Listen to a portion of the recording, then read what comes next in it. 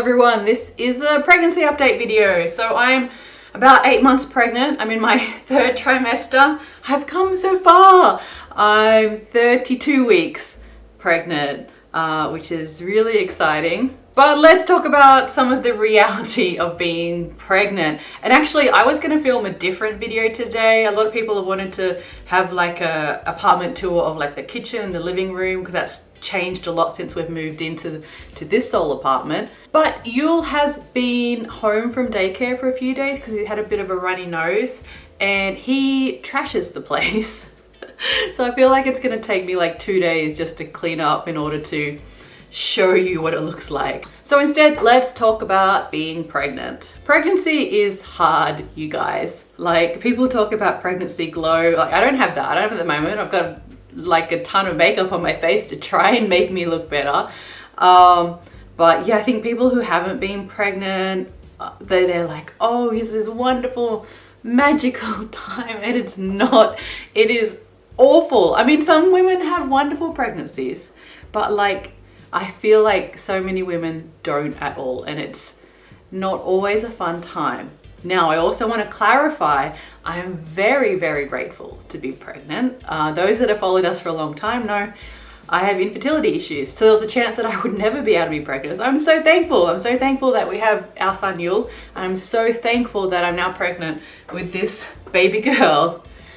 But let's talk about the reality of being pregnant. This pregnancy has been worse in some ways than my pregnancy with Yule because of the nausea. So I was really hoping around like 12 weeks is when the morning sickness, which is not in the morning, mine was worse in the evening. It can go away, but like mine stuck around until about 20 weeks, I think, and I still get it occasionally. Like I'll still, if I don't eat when I should have or didn't eat the right thing, then I will feel sick, or if I eat too much, then I feel sick. It's like this still a constant balance of trying to manage nausea. I also had a bleeding scare early on. It was quite early on, and I was certain that I was having a miscarriage, and this was very, very traumatic for me because this was our last embryo. So this embryo was from when we went through IVF to have Yule, and they had one embryo frozen, and so this was it.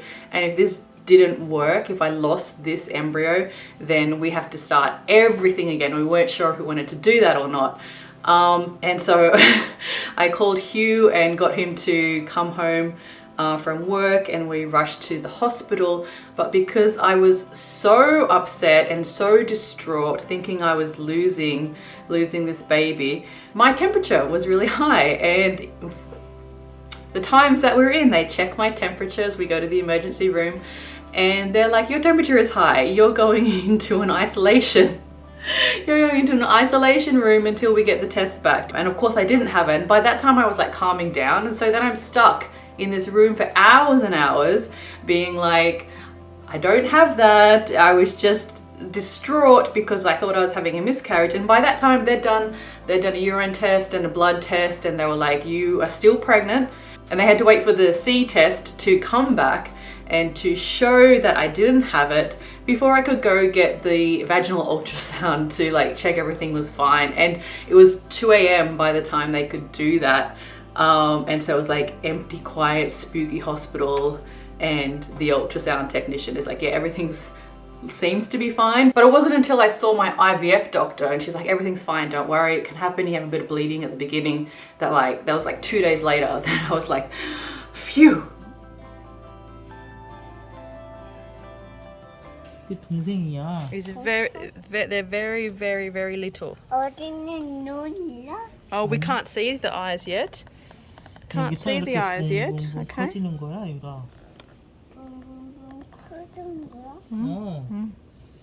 일 보고 싶어? 네. 조금만 기다리자. 네. 유이 좋겠네, 동생 생겨서. 네.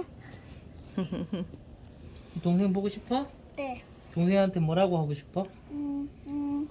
알려주세요. I love you 하고 싶어?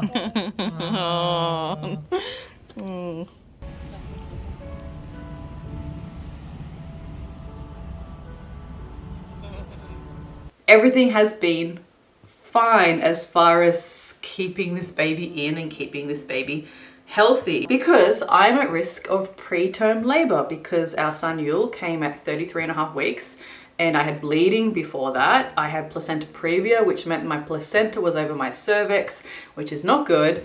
And of course, I've got infertility problems, so there's a list of things that are wrong. But this pregnancy, besides from that first bleeding, everything has been fine as far as keeping this baby in and keeping this baby healthy. So because I am at risk of preterm labor, I have to take progesterone, which all the other people that have been through IVF know how you do that one. I mean, it can be injected, but like they can't do that every day for you. So you have to put the progesterone inside you, and people who know, you know. And so I had finished IVF and thinking I never have to do these progesterone pills again. And then my doctor is like, you're at risk of preterm labor, so you'll still be doing the progesterone. And I was like, ugh, but it is helping, I think, so that's good. So a positive is I've had a lot less pain this time. So when I was pregnant with Yule, I had like back pain immediately as like your body starts to like, the ligaments and everything start to all stretch out. I haven't had that much pain this pregnancy except for the round ligament pain at the front when it's all stretching out like that. It's the nausea. I think the nausea is worse than actually dealing with pain sometimes, and people just don't understand. And I'm lucky that mine's mostly gone away. Some women have it all the way through and they have it like awful throwing up all the way through, and I don't have much throwing up. But it's a very lonely experience having really bad morning sickness, because people who have not been through it, they don't understand. But you think about if you have food poisoning, so you feel sick from food poisoning and you know it's going to be gone in 24 hours. And you know that you can just not eat for that time. You just starve your body and then you're fine and you can eat again. So imagine that feeling, but for like 20 weeks or more. It's awful, but you have to go about your normal life, and nobody's that sympathetic. You know, people like try to be sympathetic, but unless you've been through it, you really don't know how awful that feeling is. And the other thing people don't realize about nausea is that because you're sick for such a long time, you get an aversion to things that you think should be helping. So people will be like, oh, ginger and ginger tea and that type of thing. But as soon as your body has an association with that, it's actually going to make you throw up. It's going to make you feel worse. And there's actually not really many studies to show that ginger tea or something like that does anything for pregnant women. There's really nothing to show that, besides that we know in different cases of nausea, ginger can help, you know, like non-pregnancy nausea, but people will recommend it and I'm like, please don't recommend it. It does not work. It's actually more of an old wives' tale. And in fact, some things that are old wives' tales are actually somewhat true, but not the ginger one. You think the ginger one will be true because it makes sense, but actually things like having a lot of heartburn means that your baby will have a lot of hair.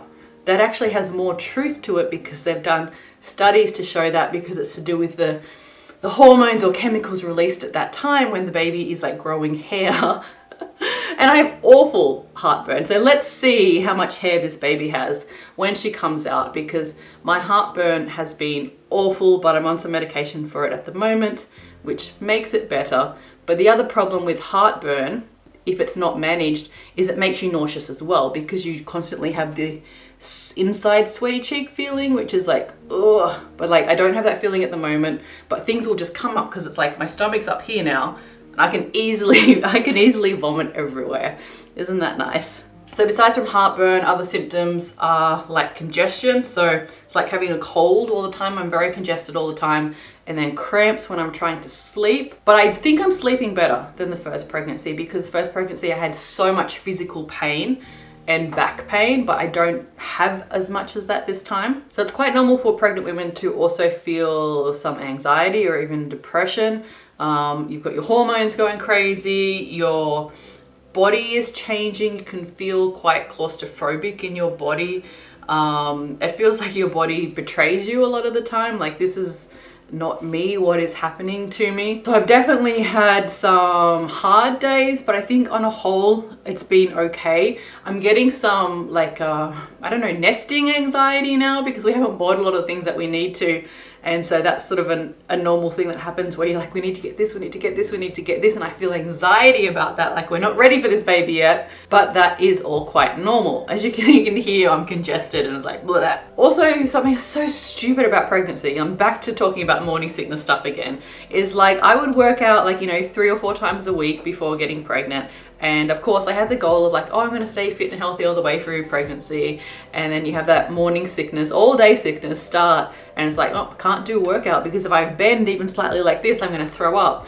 And it just feels so counterintuitive for how you want to be during pregnancy, and what your body does is so stupid. There's so many things that you think you're going to do as a pregnant woman and so many plans that you have, and then it's like, nope, your body has other plans. Of course, things are different during this time as well. So I've mentioned IVF before, and thankfully in Korea, IVF clinics did not shut down at all. I heard in some other countries that they just stopped, even people that were in the middle of a cycle to do it, they had to just stop, which is really sad and unfortunate. So in Korea, things have been really good where hospitals have kept things going and there hasn't been too many changes or disruptions, but there's definitely a few more restrictions for when I'm going to go in for my C-section, and getting both me and Hugh have to get tests before we go in, and there's a whole bunch of stuff like that. But on a whole, Korean hospitals, and particularly my Seoul hospital, have been doing really well. Things have just been functioning as normal, and there hasn't been any huge disruption or problems like that. And these days the baby is moving all the time, like I can feel her all the time. Sometimes it hurts, sometimes it's like I'm so used to feeling the movement that I will forget about it, and then I'll remember, oh, I'm supposed to always keeping an eye, like checking that she's always moving and that, and then I'll have that moment of panic of like, oh, has she moved in the past half hour? And then like right away she kicks. It's like, yeah, she's reminding me all the time that she's there. So one of the things we're curious about, of course all parents are curious about this, is what she's going to look like, because she is from the same batch of eggs and the same batch of sperm as Yule. So if the doctor had done the embryo transfer with those 2 embryos, Yule and this baby, at the same time, and they had both implanted, then they would be twins. So really curious to see what she looks like. So a few questions you guys had. So how do your food cravings differ from this one then with Yule? I think my food cravings have been mostly the same, and also it was the same through having all the nausea. I just wanted to eat like carby food. And then once that passed a little bit, I mostly just crave either sweet things or like fruit, like cherries. That's what I ate all the way through with Yule, and I ate as much as I could when they were in season here. So mostly it's fruit cravings, I think, and then cake. So I was also asked if I was going to go to the aftercare facilities. So in Korea, when a woman gives birth, she can go to a place for, I think it's about 2 weeks, where you go with the baby, but there's nurses there helping you look after the baby, or even just like taking the baby and looking after the baby the whole time while you relax and heal. And I think like the concept of these are very good, but I think the criticism of them can be that you might not have as much bonding time with the baby, and it probably depends on different places and that, but I know that there's some women that actually just got more stressed when they went to them, because, you know, they take your baby away and they're feeding your baby and they're like, no, you just relax, you heal. But, you know, when you've just given birth to a baby, of course, there's this feeling of wanting to be close to your baby, you know, having the bonding, which we know is really important. And I feel like that's something that these places are missing. They're not having mums have the same sort of bonding that they should have with the baby. So it's definitely not for me, because Yule came so early, and he was in hospital in the NICU, in the NICU, for a month, and I barely got to hold him like a tiny bit towards the end before he came out. And so I'm definitely not going to go somewhere where they're going to be like, oh, we'll just take your baby away and, you know, do this stuff and you just relax. It's like, no, I want my baby with me because I was denied that the first time around. And of course, for good reason, because he needed to be in the incubator. But if I can have this baby at 38 weeks and then have the baby with me as much as possible, that's something that I haven't been able to have that experience. But on the flip side of that, I will be going from having the C-section, being in hospital for a few days, and then coming home and healing while having the baby. So the silver lining, the positive thing about when your baby is in hospital, in the incubator for however long, for a few days to like a month like Yule was, is that you have time to heal. So your body is like doing well when you finally can bring your baby home. And this time, if things go according to plan, I'll have the baby at home and a little bit worried about the healing from major surgery and having a newborn. So in conclusion, this pregnancy has been worse in a lot of ways, but has been better in a lot of ways as well. And if I can just get this baby until the right time, I will be very happy. And I'm so much happier in my third trimester. You know, people talk about second trimester is the, you know, the great time. And it was for me, for my first pregnancy, but third trimester has been so much better for me. Even though I'm like waddling around and it's hard, it's been so much better. So if you are in that first trimester or second trimester and it sucks for you, maybe the third trimester will be the one. If you guys have any other questions, like, I'm happy to answer them because this video was relatively easy to do in comparison to having to tidy up the absolute tornado that has blown through our apartment as our 4-year-old son. But that type of apartment tour video will be coming. Hopefully, fingers crossed. Subscribe to us if you would like to. We're an intercultural family living in Seoul, South Korea, Australian and Korean, and I will see you later. Bye bye.